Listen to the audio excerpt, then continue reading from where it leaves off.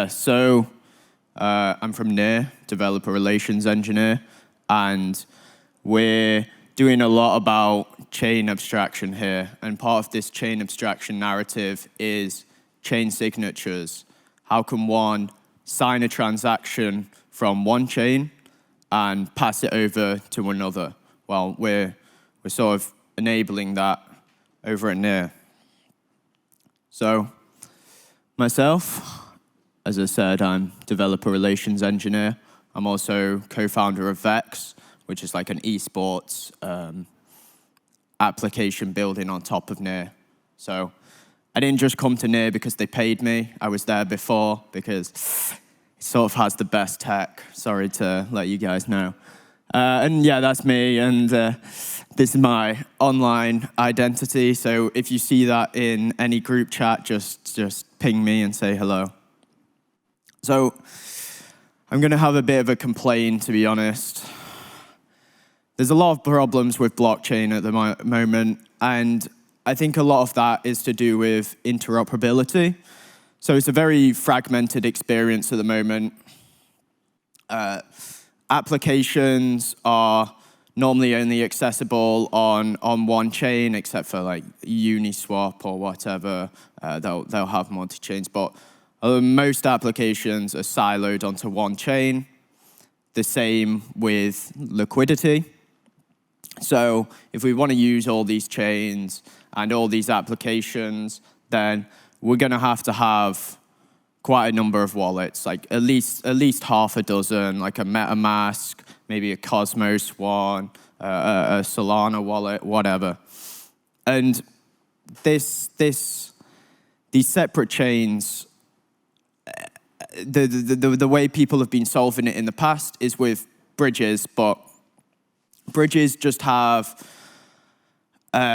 historically have been vulnerable to hacks, and also the user experience is somewhat terrible a lot of the time, but not just terrible, it's different. So you've got to learn the complexities of each bridge, and then like you've got to use all the gas tokens and whatever. It just hurts my brain in the end of the day.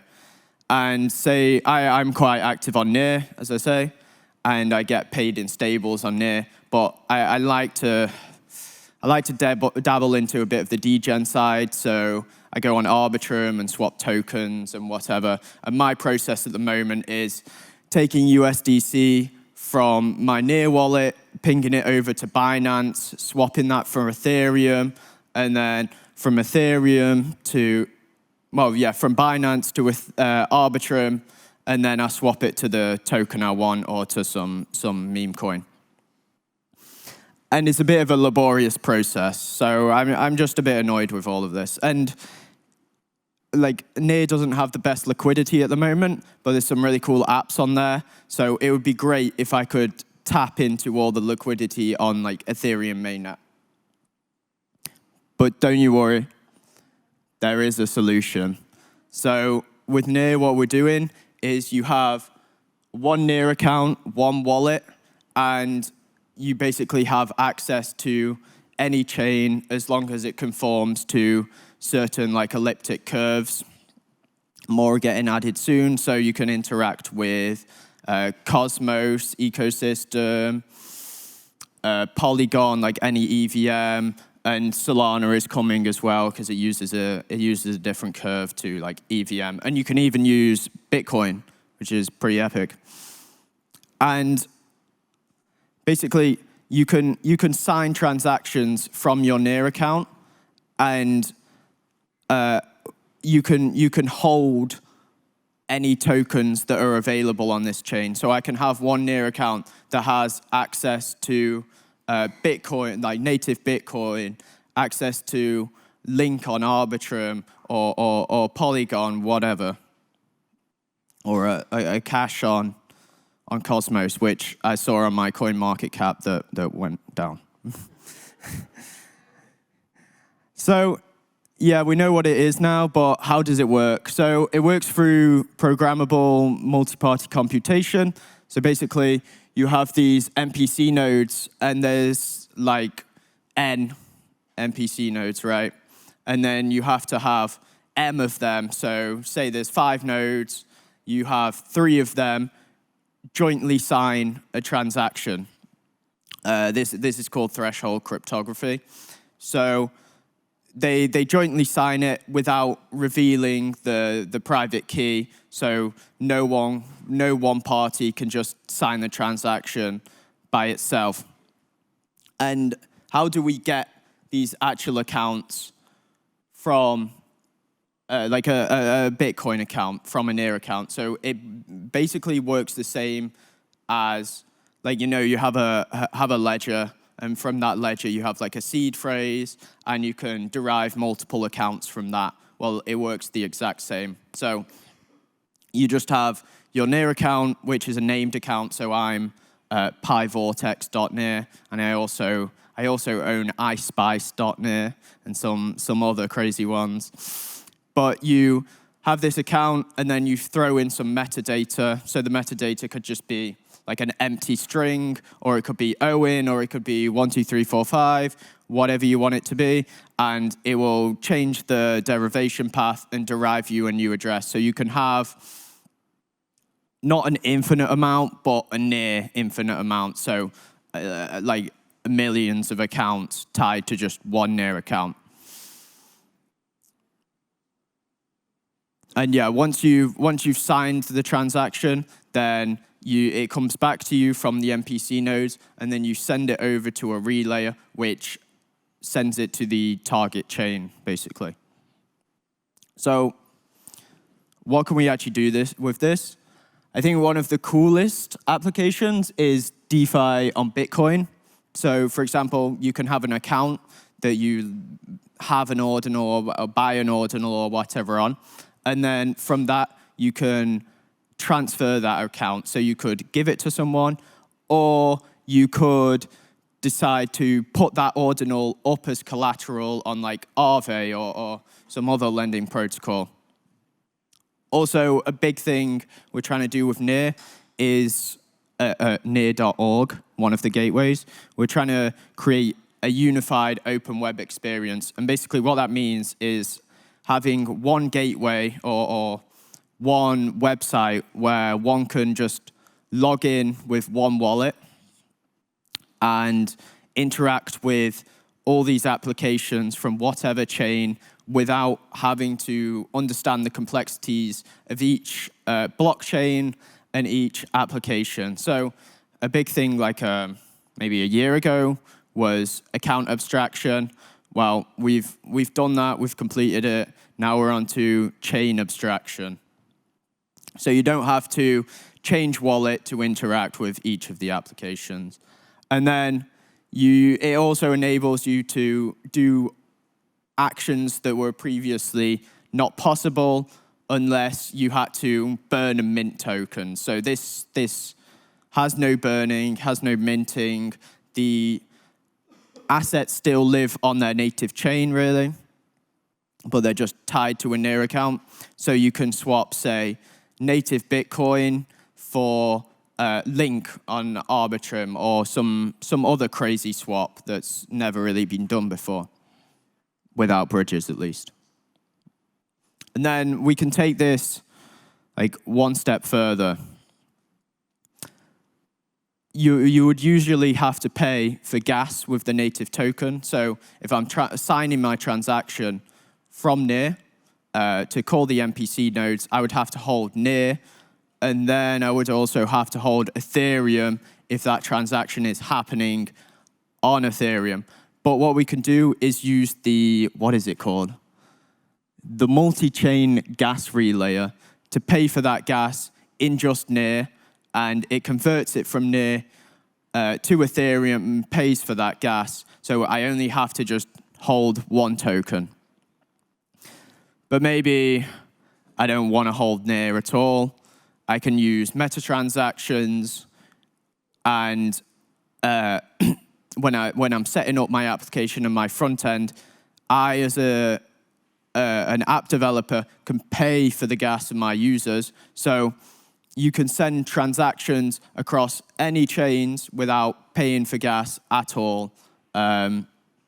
This basically just works by having your transaction and then wrapping it in a meta transaction and passing it to a relayer who signs it on your behalf and pays for the gas and pays for the storage cost or whatever.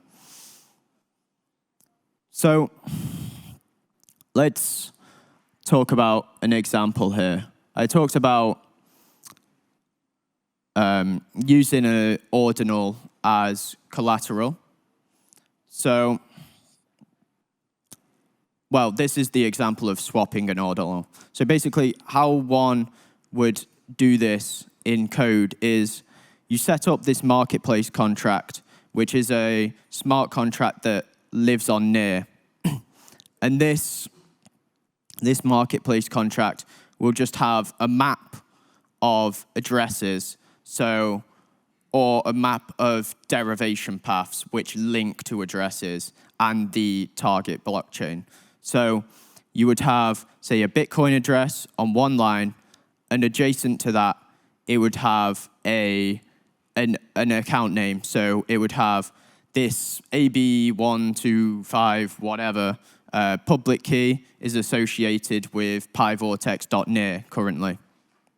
And then if I want to swap that there and give it to someone else, then I don't just swap the ordinal, I swap the whole, I guess we can call it a sub-account as a whole.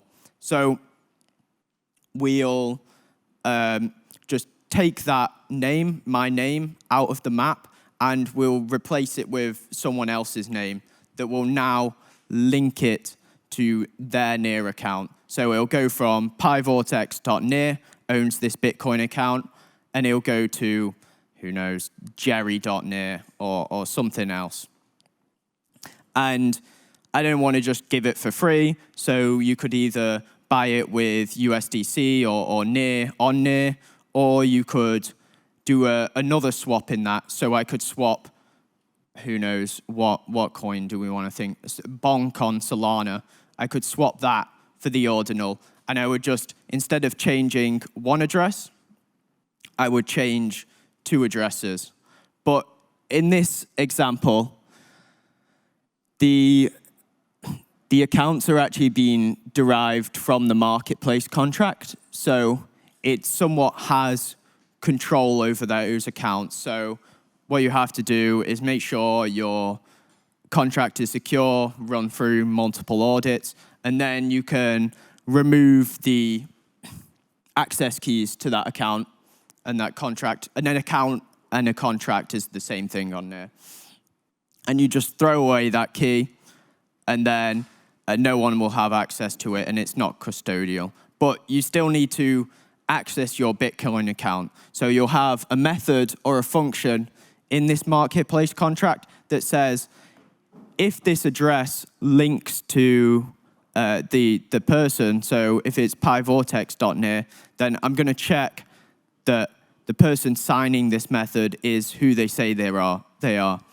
And when I'm signing this transaction, I'm going to put some parameters in there, which can be a transaction as itself, or it can just be a pre-decided transaction, like I want to remove my ordinal, or I want to move all the tokens on that account to my own account, and that could be to my own Bitcoin wallet that I fully control, or to like an off-ramp, centralized exchange, and trade that for stables. But another way we could do this, which is, I suppose, less custodial, if you don't trust the contract, is with near accounts, you can actually convert them into NFTs. So you can have your access keys to your account. You can have a million different, like Bitcoin, Ethereum, Solana, whatever accounts attached to it. You can have assets on that. So you could have 1,000 different assets on like 100 different chains. And then you can take away your access key, turn the account into an NFT, send that to someone else, and it sort of uploads a contract onto it, and it says, when you perform an action on this NFT, then it will supply you with a new full access key, allowing you to do whatever you want with that near account. And with that near account, you have all these sub-accounts attached to it as well. And with bridges in the past and like interoperability protocols, you need to, like, you have big BD functions where they're going about at events and saying, I want to integrate with your protocol so you can message from near to Ethereum or from whatever small chain, not well-known chain to some other not well-known chain. And this can get expensive for the protocols. But with this technology, it's, I suppose, chain agnostic to some extent. It's sort of like curve agnostic. You need to abide by some set of rules, and if you spin up a new chain or a new roll-up or whatever, then it will automatically be adopted. You don't have to integrate at all. And yeah, I'm going to give a bit of a shill here. So we've got some bounties, we've got some money. So the first one is implement chain signatures, just what I've talked about in whatever capacity you want to do. I want to see your craziest ideas. And then if you don't want to do chain signatures, that's fine. I mean, it's in JavaScript, and I don't really like JavaScript. I hate JavaScript, in fact. So, but I love chain signatures. So you can do something else. Like you can make a Rust smart contract, whatever you want to do. The near stack has a lot of different, it's quite modular. There's a lot of different layers to it. So integrate whatever you want. At least build something cool. That's what I'm looking for. And yeah, that's the QR code. Give it a good old scan, and we have access to resources. And there's like a group chat in there. Give me a DM. All right, that's all I've got. Thank you. Come ask me any questions, whatever. Come for a chat, have a coffee. We got a booth out there, and thank you.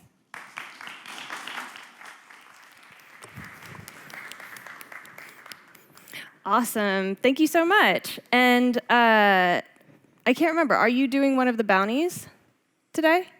Or for the hackathon? Yeah, we got the bounties up there. And that was the ones for today. Cool. Is there anything that you don't want to see from hackers? I don't want to see. Probably a submission when I try it out that it drains my wallet. I would not be very happy with that. But I don't know. I come to these hackathons and I just want to... The project doesn't have to be perfect. It doesn't have to work. The user experience is going to be pretty dismal a lot of the times. But I just want to see... I'm more crazy about the ideas and trying to implement these crazy ideas. Like build an MVP, build something that's even smaller than an MVP. As long as it's cool and it gets me hyped about the tech, that's what I want to see. Cool, cool. What is probably the craziest or most interesting project you've seen from a hackathon so far? So, well, I've heard some crazy ideas about chain signatures recently, some swapping of NFTs over different blockchains. I'm really excited to see what happens with that. And then there's there's some submissions that are coming from the degen community with just some crazy meme coins and some prediction market stuff, which will be interesting. Yeah, see if you can beat these ideas. Cool. And remember, if you have any questions, please submit them to Slido, and we'll get them going. Oh, I had another question, and I just lost it. And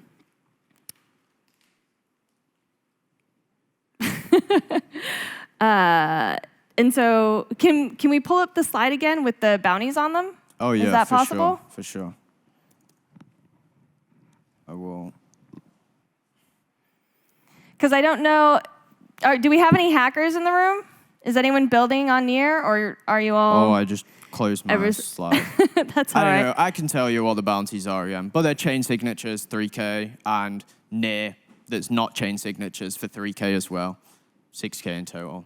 Cool, because I know it seems all the hackers are either upstairs or downstairs, probably building, and they can come to your booth at any time to ask questions. Yes, that's Fabulous. what we're here for. Yeah. Awesome. All right, cool. Well, thank Okay, you thank so you a much. lot.